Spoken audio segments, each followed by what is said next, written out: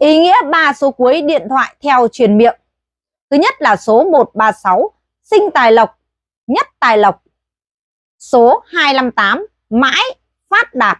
Số 268, mãi lộc phát. Số 369, tài lộc mãi mãi.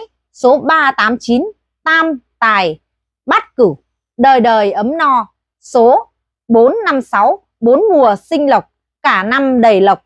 Số 486, 4 mùa phát lộc. Số 522, mãi mãi yêu em. Số 569, phúc lộc thọ. Số 562, mãi sinh lộc. Số 868, phát lộc phát. Liệu ý nghĩa của nó có đúng như vậy không? Bạn đang nghĩ gì về ý nghĩa của số điện thoại của mình? Hãy để lại 7 số cuối, Osen sẽ giải đáp thắc mắc miễn phí cho bạn. Osen xin hẹn gặp lại các bạn ở những video tiếp theo.